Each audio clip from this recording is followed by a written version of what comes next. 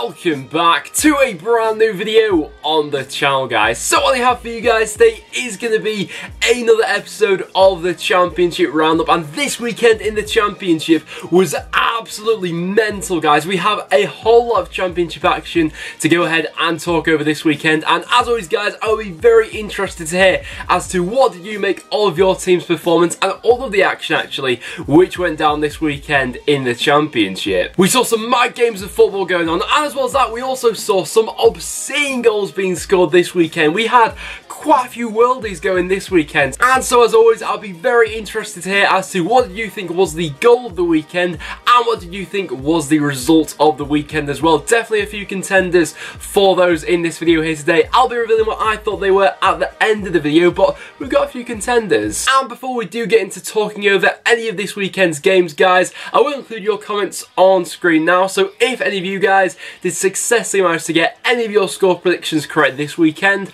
I will include your comments on screen now. And me myself, I had a pretty good weekend for predicting Championship games. I believe I got 3 of my predictions right this week. I got the Millwall game, Preston game and the Derby game all predicted correct, so that's not too bad going from me. But without further ado, guys, let's jump into talking over some of these games. So we of course have to start out with the game taking place between Millwall and Cardiff, which did in the end finish as a 1-1 draw. Of course, the game taking place on Friday night. This game was actually a pretty good one, to be honest. Junior Hoylett in the first half for Cardiff was causing all sorts of problems. He managed to go ahead and open the scoring for them with a fantastic low-driven shot in the first half. In fairness to Millwall, after that goal did going for Cardiff, Millwall started to grow back into the game, and they had a fantastic goal to go ahead and get back into it. A fantastic finish from Gregory into the roof of the net saw Millwall get back into that game. And then after that as well, Millwall did have a couple of chances maybe in the second half, but the biggest talking point from this game was Cardiff probably should have gone ahead and won this game, and if it wasn't for a dodgy decision by the referee, they probably would have gone on to win this game, of course. It was Bamba who scored quite an acrobatical overhead kick in the later stages of this game. The referee blew moments before this to go ahead and give a free kick for Cardiff when he should have obviously played advantage. So Cardiff, they did get wrong done by there, and the state of officials in the Championship, I feel like this is a talking point that we bring up most weeks now really, but it seriously does need to improve because in the end it has cost Cardiff 3 points there. Then we do move on into the Saturday games. The first which to talk over was Barnsley, who came up against Sheffield Wednesday, and this one also went ahead and finished as a 1-1 draw, and this was quite a lively game actually. It was Sheffield Wednesday who took the lead through a penalty, but it didn't take Barnsley that long really to go ahead and respond with a goal from McBurney, and quite an amazing run. He jinked his way in and out of a few Sheffield Wednesday players. I thought that the defending could have been better for that goal, to be honest, but it was a nice finish from him regardless. And in the second half, I thought that Barnsley probably did have the better of the chances actually. You know, Sheffield Wednesday, they only left with 1 shot on target in this game, which needs to be an area they need to address, Sheffield Wednesday, for the remainder of the season, of course. It has been a pattern so far this season for Barnsley to be creating chances but just not finishing them, and in the end that, you know, that was on display in this one. Joe Wildsmith for Sheffield Wednesday made a couple of key saves to keep them in this game, but this result now leaves Barnsley in the relegation zone. Of course, they're still without a manager when I'm recording this video as well, and they've actually only had 1 win in their last 16 games now. Then our next game saw Sheffield United go ahead and claim a 2-1 home victory over Leeds United, as Paul Heckingbottom's reign at Leeds didn't really get off to the best of starts, but the main man in this one for Sheffield United had to be Billy Sharp. What an unbelievable game he had in this one. He was causing that Leeds side all sorts of problems, but the first goal he scored was absolutely outrageous and definitely a contender for the goal of the weekend. It was such an acrobatical finish when he went ahead and ripped the back of the net, and after that goal had went in, Sheffield United, of course, they had the better of the first half. They probably should have gone to make it 2-0 in that first half, but in fairness to Leeds, after the break they did respond quite well. It was a very nice header from Lasoga from a Pablo Hernandez cross which got Leeds back into the game, but after that you could just see the momentum building for Sheffield United, and it was only going to be a matter of time, of course. They then won that penalty, quite a cheap one I thought for Leeds to go ahead and give away, and then Billy Sharp went ahead and slotted it into the back of the net to claim all 3 points. Big victory that for Sheffield United. That next game saw Bolton go ahead and pick up a pretty good point actually at home to Fulham, and we saw the Billy Sharp goal in the last game. This game, once again, this one featured a screamer as well. Adam Lafondra's goal in this one was absolutely mental. It was on the volley, an absolute outrageous effort which ripped the back of the net, but Bolton didn't actually get off to the best start in this game. Fulham were picking them apart actually going forward. You know, the goal that Bolton conceded first of all was really poor defending, and I thought that when Fulham took the lead in this one, it was only going to be a matter of time before they went ahead and really capitalised on that. And in all honesty, they probably should have made it more than 1-0 in the first half, and had they done that, we may have seen this Bolton team, you know, shrink into their shell in the second half, but that wasn't the case. Bolton managed to hang on for this one when Fulham were on top, and then Lafondra responded with that outrageous effort. He's probably not scored as many goals as he would have liked to so far this season, Lafondra, but if he can do more of that and fill the boots that Gary Medina's left, then fair play to him. Fulham, they did have some chances to go ahead and win it late on, but they just couldn't find that quality in this game here today. That next game saw Michael Preston then go ahead and pick up a point at Brentford, and in the end, the overall flow of the match, I thought a point was probably the right decision. Of course, both teams were coming into this one with a slightly hampered squad. You know, both did make a couple of changes going into this game here today, and it was actually Preston who took the lead from a nice header from Tom Barcusen, but it didn't take long for Brentford to respond with a nice finish from Josephine, and after that we then saw Preston reduced to 10 men after Greg Cunningham was sent off.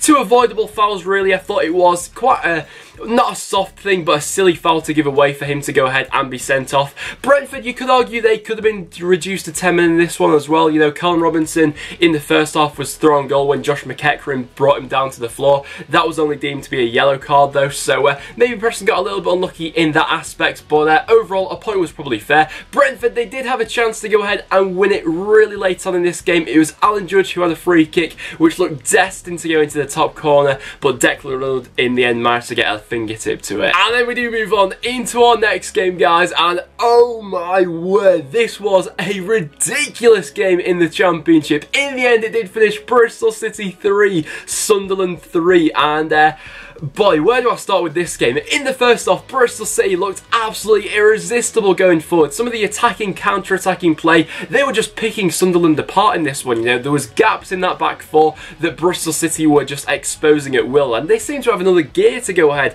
and click up to if they wanted to. Jeju managed to go ahead and get 2 goals, 2 nice finishes. Goal coming from Aidan Flint after some really sloppy defending by Sunderland. But in the second half then, I mean, when you're 3-0 up after a first half of football, it's then all just about game management and just grinding out the result. And in fairness to Bristol City, they did have chances in that second half, and had they got a 4th goal, which they probably should have got, that would have, you know, put Sunderland dead and buried in this one. But the character Sunderland showed to get back into this one, they did have quite a bit of fortune in this one. You know, there was 2 own goals, one from Josh Brownhill and one from Marlon Pack. But overall, I thought that the way Sunderland played in the second half, they warranted getting back into this game. A goal from Aidan McGeady as well, and Sunderland then managed to make it 3-3 in the closing stages of this game. There are actually some Sunderland fans, I believe, who went home at half-time after they were 3-0 down.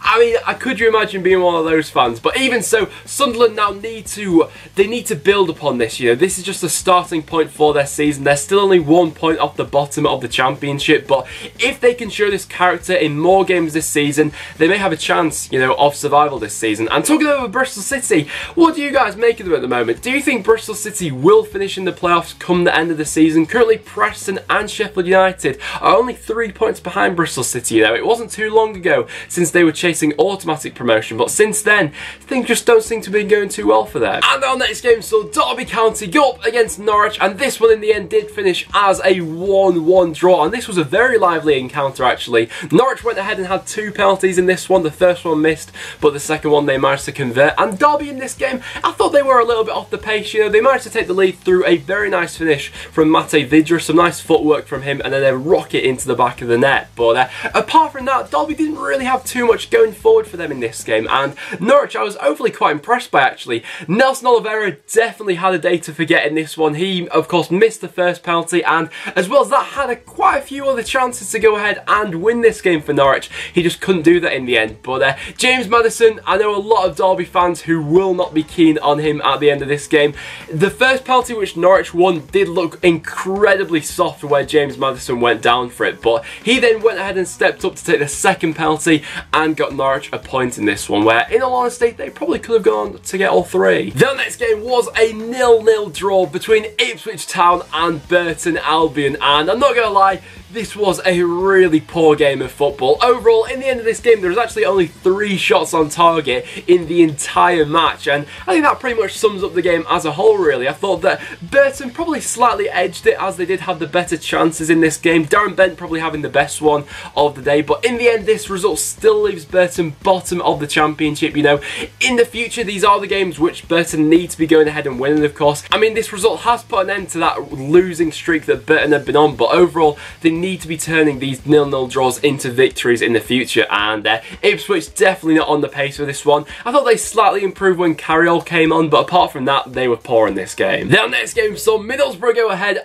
and claim a 2-1 home victory over Reading, and the star man in this one had to be Adama Traore. What a performance he put in this one. Just his overall, his strength, pace and power is absolutely, you just can't defend against him at times, but Reading really were doing him a couple of favours in this one. Some of their sloppy passing throughout the midfield and defence in this one, they were gifting the ball to Middlesbrough at times, but 2 very nice finishes from Adama Traore managed to put Middlesbrough 2-0 up in this game. Reading did manage to get back into it when I thought that Middlesbrough probably should have killed off this game, you know, especially when they had that penalty, you know.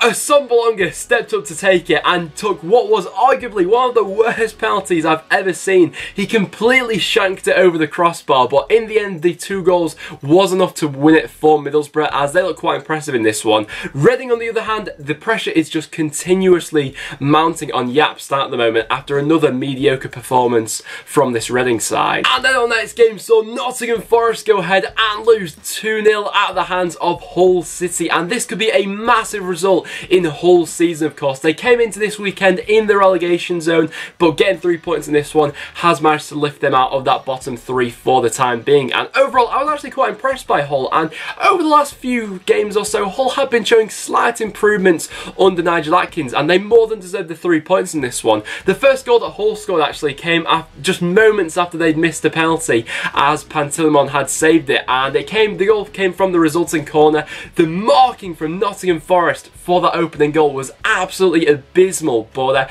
you know, Forest have been poor defensively all season. That's not really come as a massive shock to me, but the one thing that Forest are struggling with now is going forward. You know, the goals just have seemed to dry up for Forest this season. You know, earlier on in the season we were seeing, you know, Forest win by 3-2 or something like that. That's just not the case anymore. Something seems to be going wrong fundamentally with the way Nottingham Forest are going about things at the moment. You know, Hull then managed to make it 2-0. In the second half, we didn't really see much from Forest going forward, and there genuinely seems to be a real problem, and Aita Karanka, you know, has to sort this out sooner rather than later. But in the end, fair play to Hull. Hopefully now for them, they'll manage to pick up the form. And our next game saw Wolves extend their lead at the top of the Championship with a 2-1 home victory over QPR, but overall it wasn't the most of convincing wins. I was actually quite impressed by how QPR played, especially in the second half of this one, you know. Wolves managed to go ahead and be 2-0 up after some nice finishes from them, and we saw Helder Costa get back on the score sheet. For me, he's sort of been the forgotten man at Wolves so far this season, you know, with how well that Jota, Bonatini and Cavallero have done for Wolves. Helder Costa hasn't really been able to forge his way into that starting 11, but he managed to get on the score sheet for this one, and in the first half I was quite impressed by how Wolves were playing actually. Jota was the key to everything again. He was creating chances at will in this game, and Wolves were probably unlucky not to go ahead and get more than the 2 goals they had in that first half, but we then saw QPR get back into the game with a nice acrobatical goal from Connor Washington, and in the second half we saw QPR have the chances to go ahead and get back into this game. Matt Smith had a great chance, and they were really, you know, high pressing for this one, putting a lot of balls into the box, and Wolves defended well in fairness to them. Their game management for this one, they showed how to see out a game, which of course we saw Bristol City fail to do earlier, so fair play to Wolves. You know, this is the sort of performance which shows why they are at the top of the Championship. And then our last game to go ahead and discuss is of course the second City derby derby, which did take place on Sunday and saw Aston Villa come out with the 2-0 victory. It was actually quite an entertaining match to go ahead and watch. I'd say that Aston Villa probably started the better of the two sides. Of course, we saw Scott Hogan go ahead and hit the crossbar, but Birmingham probably did have the best chance of the first half when we saw Sam Gallagher rush through on goal. It was at quite a tight angle in fairness to him, but he went ahead and hit the post in the end and then couldn't follow up the rebound. And in the second half, we then saw Aston Villa up the momentum a little bit. Then we saw Albert Adoma go ahead and give Villa the lead with a very nice finish, but the pick of the goals has to go to Conor Hourihane. What an effort that was to go ahead and make it 2-0 for Villa. It was on the half volley.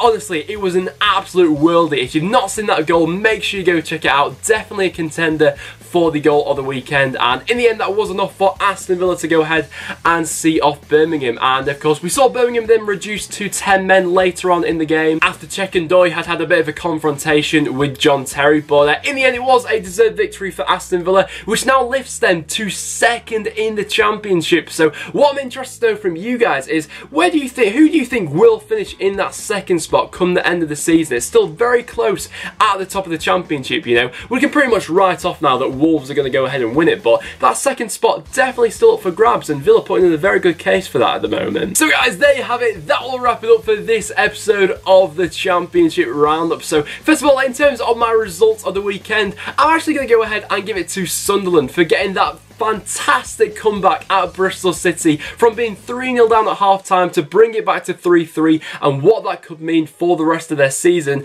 My result of the weekend is going to go for Sunderland. Then in terms of my goal of the weekend, we had some ridiculous efforts going in the Championship this weekend, so I'm interested to see what you guys go ahead and vote for. But just for the sheer technique that this goal required, myself personally, I'm going to go ahead and give it to Billy Sharp for his ridiculous goal against Leeds United. So guys, there you have it. That will wrap it up for this episode of the Championship Roundup. So if you have enjoyed, make sure to leave a like. It is always massively appreciated. As well as that, make sure you check out all of the links in the description down below, and make sure you subscribe for some regular Championship content. But other than that guys, thank you so much for watching, and I'll see you all in the next one.